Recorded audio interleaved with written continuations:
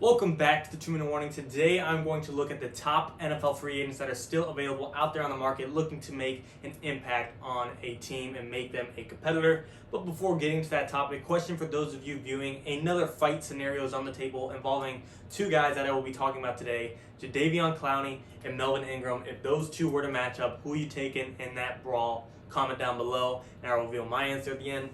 In all seriousness and getting into this topic, I'm going to start out with the offensive lineman just so I'm not going down the list and you guys get bored with an offensive lineman as we get to better and better players. I'm going to knock them out of the way, so bear with me for now while we go over the boring linemen. I guess they're not boring, they're still pretty useful to a team. But looking at the list, you got Alejandro Villanueva, Russell Okung, Eric Fisher, and Mitchell Schwartz, all being NFL free agents.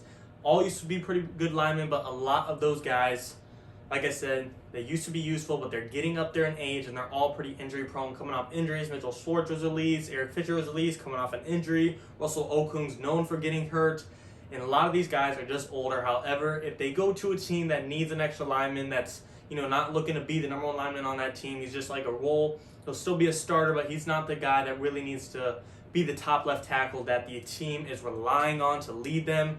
That is where a lot of these guys can fit in. A lot like the Packers, they're pretty well-founded offensive line, or the Rams or Cleveland Browns. A lot of these teams have their offensive lines built out and really don't need them. But if any of these guys are looking for a backup job behind a team that is already stout and ready to go, that would be perfect for them. I think a couple of them are still very available to be a starter 100%, but they need to go to an offensive line that has some foundation built. The Chargers are starting to get there with Corey Linsley and Matt Filer and Brian Blanco. One of these guys could go there, fill in and not have to be the number one guy. He's got an extra 3 or 4 guys along that line they can count on. Or the Tampa Bay Buccaneers, they got Donovan Smith, Tristan Wirfs. One of these guys could go become an interior lineman player. There's plenty of teams out there. The Cardinals, they just got Rodney Hudson from the Raiders. Maybe they're looking for one more piece on the interior line of a guard of these few. Either way, there's a lot of talent out there that Alejandro Villanueva, Russell Okung, Eric Fisher, and Mitchell Schwartz can all apply themselves to.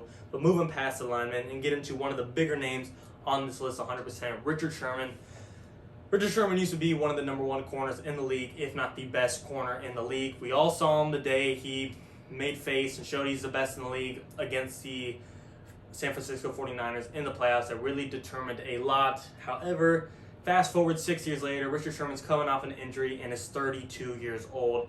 He does not have half the value he used to, but he's still a guy that can make an impact. Just like those linemen, Richard Sherman needs to go to a team where he's not a number one guy. He doesn't have to be the number one corner he used to be and take on the fastest wideout and try and lock down a Devontae Adams or DK Metcalf. He needs to go to a Browns team that's really young. They got Denzel Ward. They signed Troy Hill, John Johnson. They got a secondary in Greedy Williams. They got a secondary that's built out. Richard Sherman will go there and not even be the first or second best corner. He might be the third best. He needs to go to a team that's just on a prove-it year, that's ready to win now, and could just use an extra role player in the secondary. Or he could go the other route to a team that he wants a huge paycheck that still has a lot of cap space. The New York Jets, the Jacksonville Jaguars. He could go that route as well. But if he's looking for a ring, I think he needs to go to a team that doesn't need him to be the number one guy. Like I said, the Browns with Denzel Ward, Greedy Williams, John Johnson, Troy Hill, they have their starting guys built out.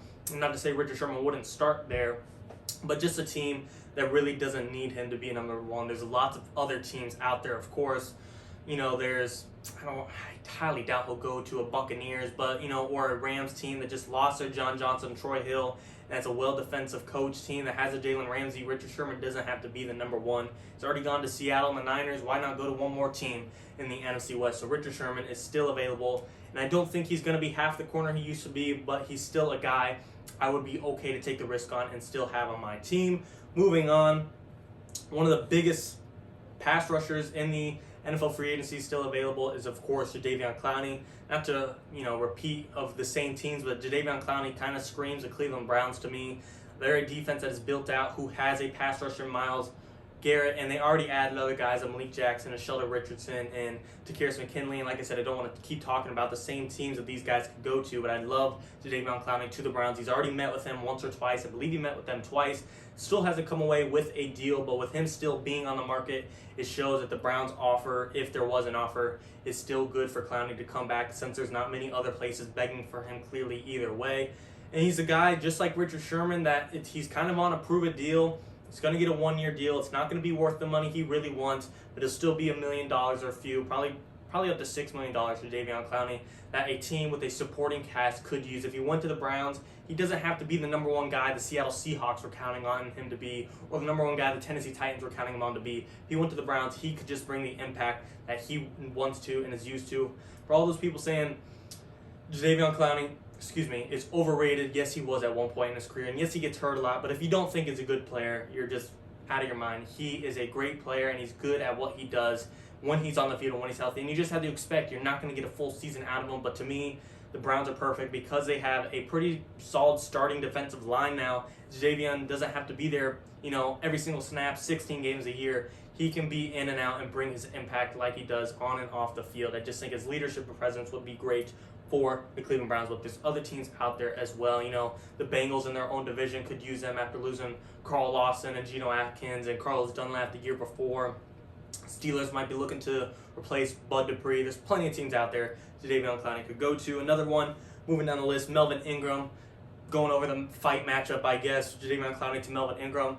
He's a guy that I think the LA Chargers could still be looking into. I mean, he's still out there on the market showing he's not getting any big paychecks from other teams. He might be coming back to LA where he's used to and he's where his home was.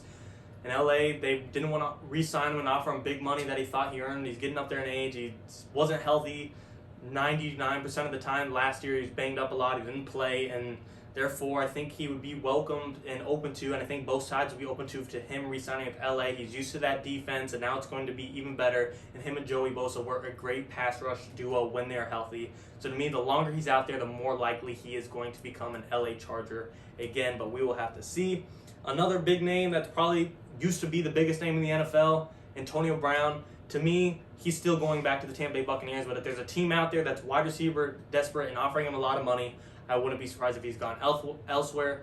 The Baltimore Ravens need a receiver. The Kansas City Chiefs might be looking to replace Sammy Watkins. There's plenty of options out there, but to me, I think Antonio Brown's going back to his favorite quarterback, Tom Brady, or who knows, maybe his other used-to-be favorite quarterback. Could we see a Big Ben, Antonio Brown reunion? I doubt it, but anything is on the table for these guys in NFL free agency. But to me, I like him back in Tampa Bay. Moving on to the defense, Malik Hooker, a pretty good safety when he used to come out.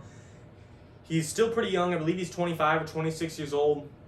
He's not going to go to a team and be the safety that saves that team and saves the secondary, but it's not like he can't be useful. I still think he'll be reunited back with the Indianapolis Colts. You saw they re-signed Xavier Rhodes, so I think they will be on track of re-signing him, but who knows? He is still the top guy that is available. Moving further, still on the defense, Casey Hayward, another Chargers cornerback that was released, so those ties together, seeing a reunion of him re-signing with the Chargers might be a little off. Chemistry might not be there after they released him, but same thing as Melvin Ingram. The longer he's on the market, the less and less surprised I would be if he came back to LA where he's used to and is already signed with before. I wouldn't be surprised if he's back with the Chargers the longer and longer other teams aren't out there trying to offer him. So Casey Hayward is one more. Another cornerback, Steven Nelson, released by the Pittsburgh Steelers. Before he was released, the Steelers said, go out there and try and find a trade option. We'll try and trade you if you want. There were no other options. So now that he's on the free market, free to roam, he can go wherever he wants. I seriously think he will go to a competitor. I could see him going to the LA Chargers. I could see him going to the LA Rams after losing John Johnson and Troy Hill.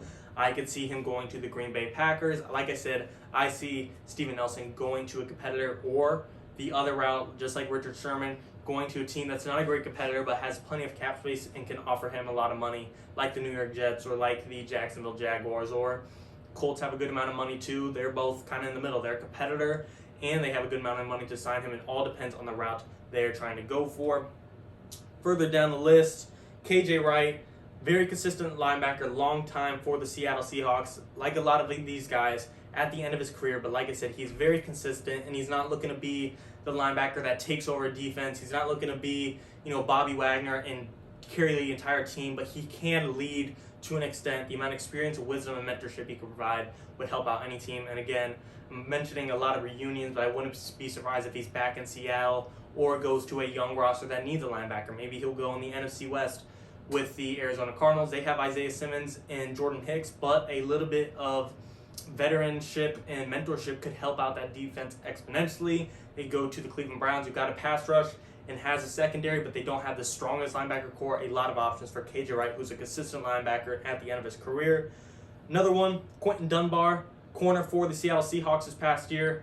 Didn't really get to show a lot for the Seattle Seahawks. He didn't play a lot. He got banged up, and that's fine, but that is a big reason he could get a one-year prove-it deal somewhere, and it depends where he wants to go. Does he want to go somewhere where he won't be a competitor, but he get a lot of action to revamp his contract and get big money the following year? Or does he want to go somewhere else where he could be, the second or third best corner, but be a competitor for a Super Bowl ring, but also sacrificing and taking less money?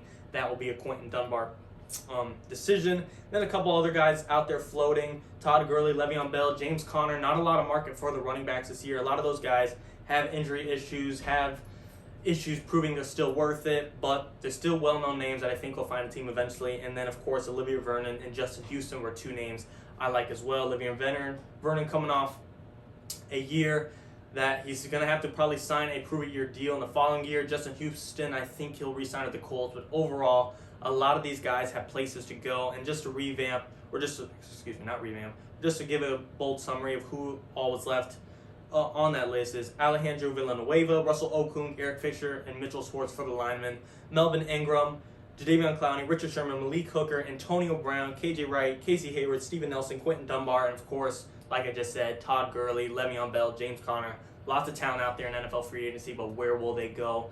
That is the answer. Still a good amount of offseason left, so we will see, but I'm excited to see how it ends up. And for the fight, of course, between Jadeveon Clowney and Melvin Ingram, I personally would have to go with Jadeveon Clowney just strictly because of him being the younger guy and younger athlete. But let me know what you guys think in the comments. Overall, thanks for watching, guys. 2-1.